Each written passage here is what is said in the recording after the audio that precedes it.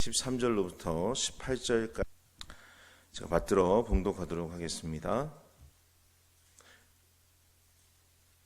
너희 중에 고난 당하는 자가 있느냐? 그는 기도할 것이요. 즐거워하는 자가 있느냐? 그는 찬송할지니라. 너희 중에 병든 자가 있느냐? 그는 교회의 장로들을 청할 것이요. 그들은 주의 이름으로 기름을 바르며 그를 위하여 기도할지니라. 믿음의 기도는 병든 자를 구원하리니 주께서 그를 일으키시리라. 혹시 죄를 범하였을지라도 사하심을 받으리라. 그러므로 너희 죄를 서로 고백하며 병이 낫기를 위하여 서로 기도하라. 의인의 간구는 역사하는 힘이 큼이니라. 엘리야는 우리와 성정이 같은 사람이로되 그가 비가 오지 않기를 간절히 기도한즉 3년 6개월 동안 땅에 비가 오지 아니하고 다시 기도하니 하늘이 비를 주고 땅이 열매를 맺었느니라. 아멘. 이는 살아계신 하나님의 말씀입니다. 사랑하는 여러분, 우리가 기도하는 사람이라고 한다면 아마도 나의 기도가 언제나 하나님 앞에 상달되기를 간절히 소망할 것이고, 또 내가 하나님 앞에 기도할 때마다 그 기도가 응답되어서 하나님의 놀라우신 역사를 우리의 눈으로 목도하고 싶을 것입니다. 기도할 때마다 풀림의 역사를 경험하고, 기도할 때마다 하나님의 임재를 경험하며, 기도할 때마다 하나님의 살아계심을 경험하기를 우리는 간절히 소망할 것입니다. 저도 역시 마찬가지입니다. 새벽에 주님의 전에 나와서 단에 엎드려 기도할 때마다 우리 성도님들의 가정의 문제들이 하나둘씩 해결되고, 아프신 분들의 병이 해결되어지며, 뿐만 아니라 고통과 근심 가운데 있고 염려 가운데 있는 우리 성도님들의 가정이 온전히 회복되기를 간절히 소망합니다. 오늘 본문의 말씀은 예수님의 형제였으며 예루살렘 초창기, 그 교회의 초창기 지도자였던 야고보가 우리에게 전해준 말씀입니다. 그 당시 많은 예수를 믿지 않던 사람들이, 유대인들이, 또 그 많은 유대인들이 야고보를 보면서 예수를 믿는 그 유대인들을 같이 핍박하기 시작했고요, 박해하기 시작했습니다. 그래서 야고보는 이 야고보서라고 하는 이 서신을 통해서 그 당시 고난 속에 있던, 그 박해 속에 있던 유대교 그리스도인들을 향하여 인내하면서 승리하라고 그렇게 요청하며 이 편지를 써내려 갔습니다. 그래서 우리는 야고보서를 또한 어떤 실천적인 믿음을 강조하고 있는 서신이다라고 그렇게 우리가 이야기를 합니다. 그러나 여러분, 고난이라는 것, 그것은 아마도 어느 누구나 다 겪게 되는 것 같습니다. 인류 역사상을 봤을 때도 보면 항상 이 고난은요, 모든 사람들에게 다 주어졌던 것 같습니다. 고난을 피해갈 수도 없고요, 무시할 수도 없는 시간이 고난의 시간이었던 것 같습니다. 여러분, 이런 고난의 시간에 우리에게 가장 필요한 것은 바로 기도라고 할 수 있습니다. 왜냐하면 기도할 때 하나님께서 우리의 소리를 들으시고 우리를 찾아오시며, 기도할 때에 성령의 능력을 부어주시고 하나님의 뜻과 계획을 알게 하시며, 기도할 때에 진정 하나님의 살아계심과 역사하심을 우리의 눈으로 목도하게 되기 때문에 그렇습니다. 그래서 성경은 우리에게 오늘 이렇게 말합니다. 13절의 말씀인데요, 너희 중에 고난당하는 자가 있느냐? 그는 기도할 것이요. 또 14절에서도 보게 되면 너희 중에 병든 자가 있느냐? 그 역시도 그를 위해 기도할지니라, 이렇게 얘기합니다. 또 17절과 18절에 와서 성정이 우리와 같은 엘리야의 이야기를 들어서 기도함을 통해서 하나님께서 어떻게 역사하셨는가를 우리에게 분명히 보여주고 있습니다. 저는 구약에 일어났던 사건들이 바로 오늘날 우리가 살아가는 이 실제의 사건들 속에서도 반드시 일어나게 되리라 확신합니다. 문제는 사람들이 그렇게 일어나리라고 믿지 않고 생각하지 않기 때문에 우리가 우리의 삶 가운데서 그와 같은 것들을 경험하지 못하는 것이겠죠. 쉽게 말해서 해보지도 않고 노력해보지도 않고 지레 포기하는 사람들이 많다는 것입니다. 그건 과거에만 그랬겠지, 옛날에만 그랬겠지, 예수님 시대에만 그 기적의 역사들이 나타났겠지. 아닙니다. 우리가 하나님 앞에 기도할 때에 하나님은 오늘 이 시간 우리들에게도 반드시 그 기적의 역사와 하나님의 역사를 보여주실 줄로 저는 확신합니다. 왜 그러냐면 우리 모든 사람들, 그것이 하나님 말씀 속에 약속했던 약속의 말씀이고요. 더 나아가 우리가 그 하나님의 약속을 믿고 나아갈 때에 하나님 반드시 오늘 안에서도 우리 안에서도 이루어 주실 것을 확신하기 때문에 그렇습니다. 그런데 많은 사람들이 이 약속을 믿지 못해서요, 그 하나님의 기도의 능력을 제한합니다.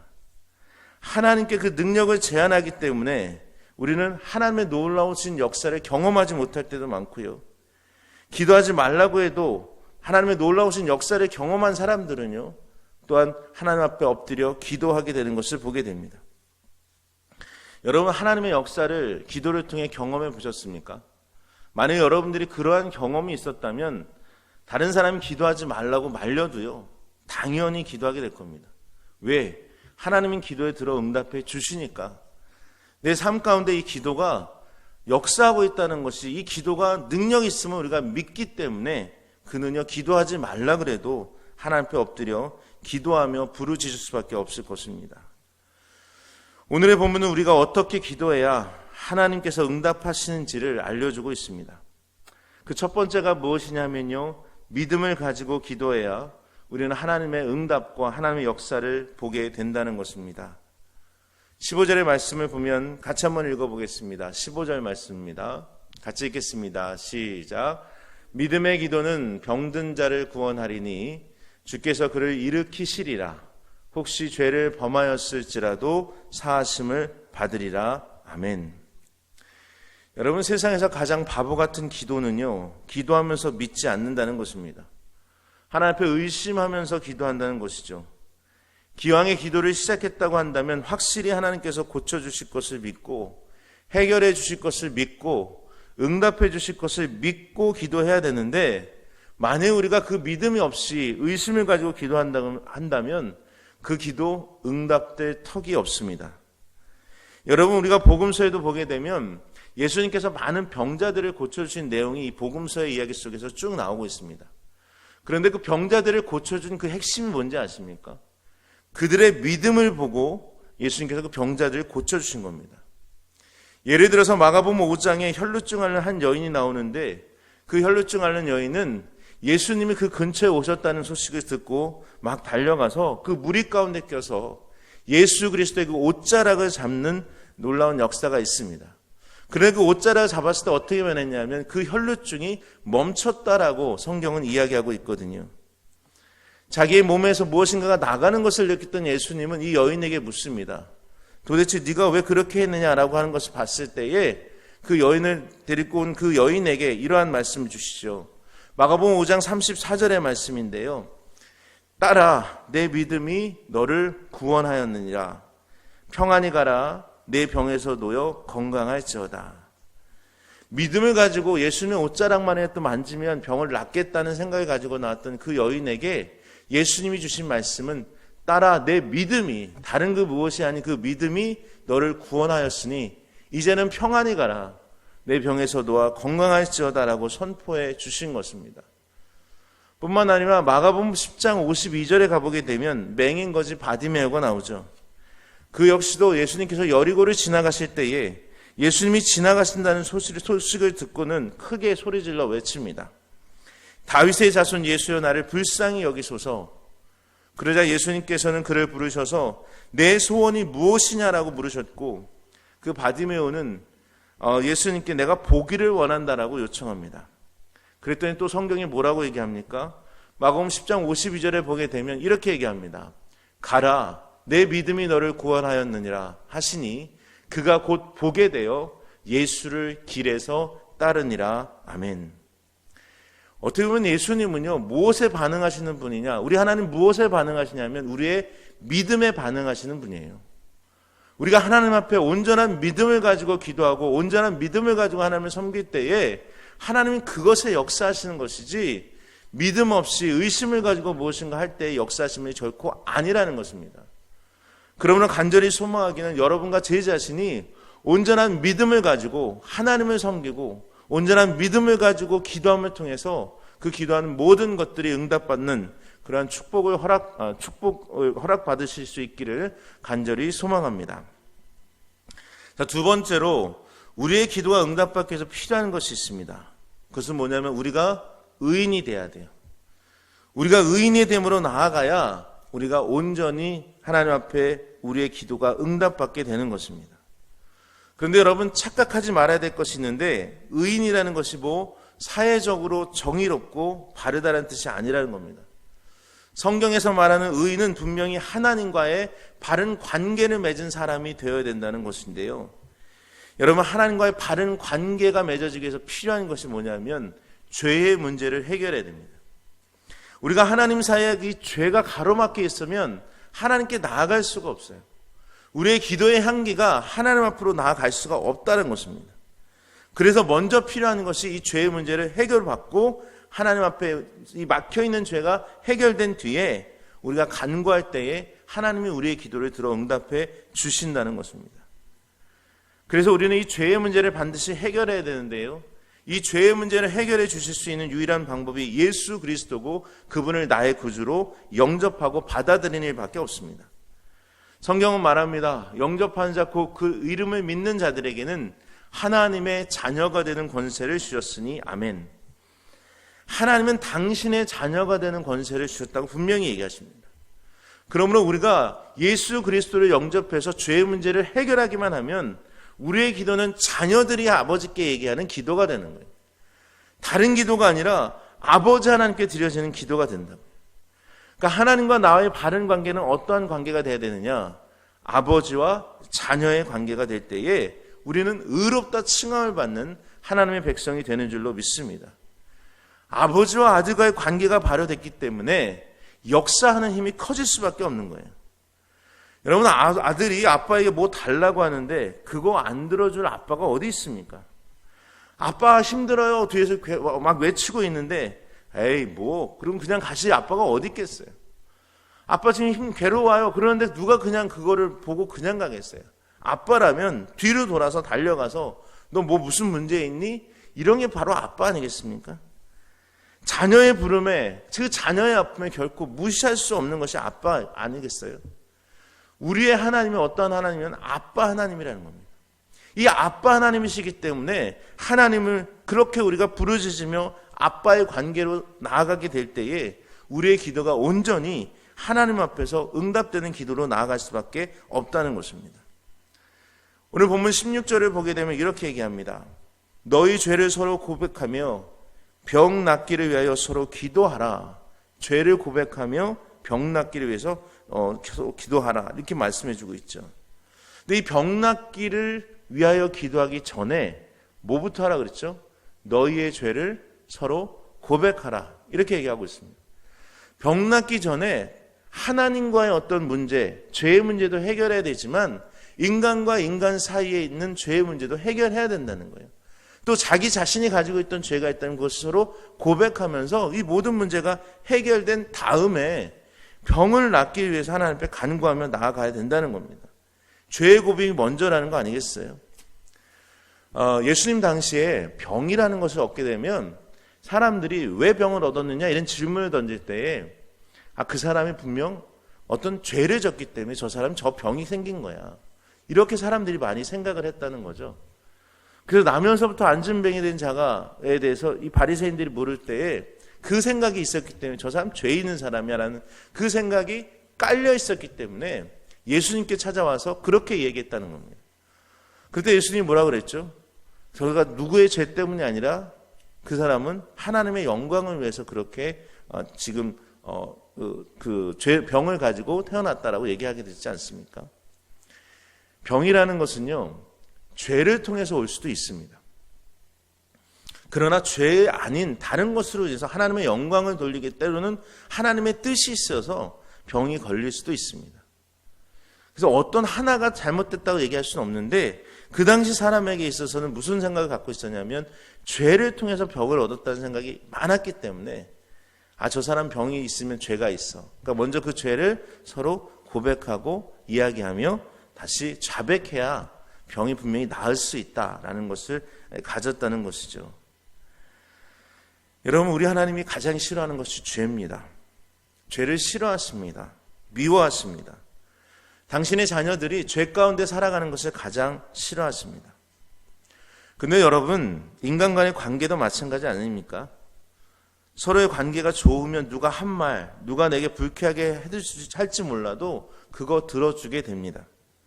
그런데 상대방이 싫어지면요, 아무리 좋은 일 하자고 해도 그 말 들어주지 않게 될 것입니다. 그러므로 하나님과의 나와의 관계, 혹시라도 죄의 문제가 있다면 먼저 그 죄의 문제를 해결함으로 의인이 되심으로 말미암아 진정 주님 앞에 간구하며 나아가실 수 있는 분들이 되시기를 바랍니다. 죄의 문제가 해결돼서 하나님과 나의 관계가 아버지와 아들의 관계가 됨으로 말미암아 하나님 앞에 간구하며 나아가기를 간절히 소망합니다. 여러분, 우리가 은혜를 받고 성령을 받기 전에 먼저 우리가 했던 게 뭡니까? 저는 회개의 기도가 막 터지더라고요. 회개의 기도가 터진 다음에 하나님이 저를 찾아오시는 것을 경험했습니다.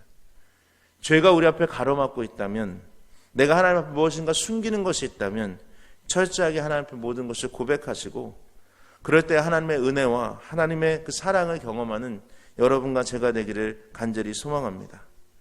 이렇게 죄의 문제가 해결되면 당연히 우리의 기도에 우리 하나님 응답해 주실 것입니다.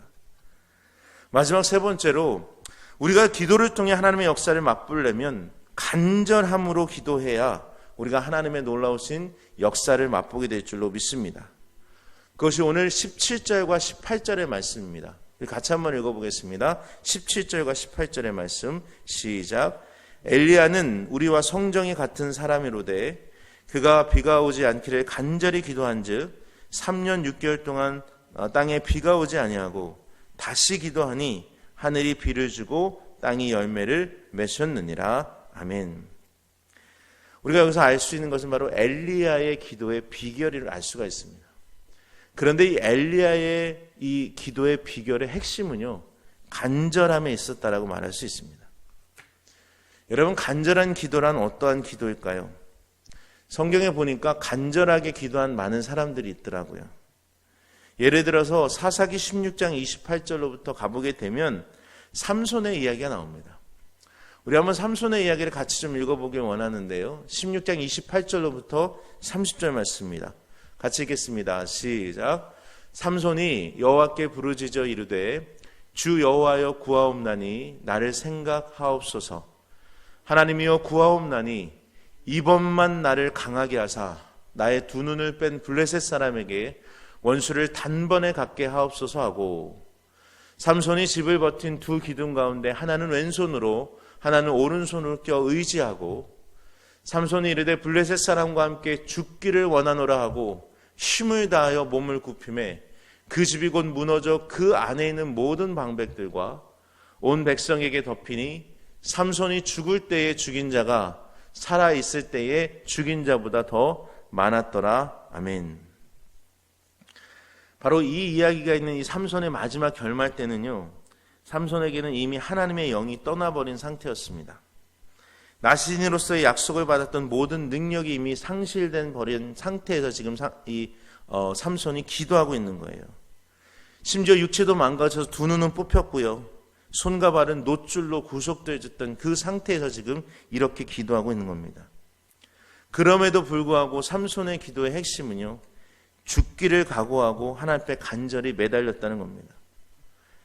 주님, 이번만 나를 강하게 하여 원수를 갚게 하옵소서.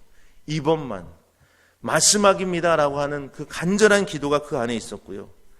뿐만 아니라 자신의 생명을 담보로 내가 죽어도 좋사오니 하나님 이번만은 꼭 이루어 주옵소서 하는 간절한 기도를 하나님께 드렸기 때문에 하나님 그 기도에 응답해 주신 줄로 믿습니다. 저와 여러분도 그러한 간절한 기도의 사람이 되기를 간절히 소망합니다. 오늘 본문에 나타난 엘리야도 마찬가지 아니겠습니까?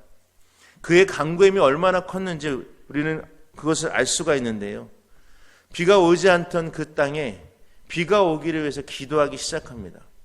3년 6개월 동안 가뭄이 있었고요. 비가 오진 그 땅에 비가 오기를 위해서 기도했는데 몇 번을 기도한지 아세요? 오늘 야고보서 여기서는 몇 번을 기도했다는 얘기가 나오지 않습니다. 그런데 열왕기상 18장 44절에는 몇 번을 기도했다는 내용이 나와요. 여기 보시게 되면 7번째 이르러서는 그가 말하되 바다에서 사람의 손에 많은 작은 구름이 일어나나이다. 이르되 올라가 아합에게 말하기를 비에 막히지 않도록 마차를 갖추고 내려가서 하라 하니라 이렇게 얘기합니다. 7번씩이나 엎드려 기도해서 비가 오기를 원했다는 거예요. 많은 사람이 한 번 딱 기도해서 비가 쭉 내린 게 아니고요. 계속적으로 끈질기게 기도했다는 거 아니겠습니까? 7번이라고 하는 이 숫자가 성경에서는 우리 기본적으로 완전수라고도 얘기하죠. 쉽게 말하면 당신의 기도, 자신의 기도가 이루어질 때까지 최선을 다해서 기도함을 통해서, 간절히 기도함을 통해서 하나님의 그 놀라우신 응답을 받아냈다라고 하는 것입니다. 저는 우리도 그와 같은 기도를 드리기 원합니다. 끝까지 간절하게 될 때까지 하는 기도를 드릴 수 있기를 원합니다. 그럴 때 하나님이 하늘의 문을 여시고 응답의 역사를 이루어 주시는 겁니다. 우리는 오늘 응답받는 기도의 비결이라는 말씀을 가지고 함께 나누고 있습니다. 정말로 우리가 응답받기 위해서 여러분 먼저 주님 앞에 나와 기도할 때에 꼭 믿음을 가지고 기도하시는 분들 되시길 바랍니다. 하나님과의 올바른 관계 속에서, 아버지와 아들과의 그 관계 속에서 온전한 기도를 하나님께 드림으로 말미암아, 간절한 기도를 하나님께 드림으로 말미암아 여러분 하나님의 그 기도의 응답을 매일매일의 삶 속에서 경험하며 나아가실 수 있기를 간절히 소망합니다. 그래서 오늘을 살아가실 때 오늘 하루도 이 하나님의 손길이 여러분과 함께하여 주시고 하나님의 응답이 여러분의 삶 가운데 함께하여 주셔서 우리 서울연합교회 모든 성도님들이 주님 앞에 기도하실 때마다 그 모든 기도가 주님께 응답되는 놀라운 축복이 임하게 되시기를 주의 이름으로 축원합니다. 다 같이 기도하시겠습니다.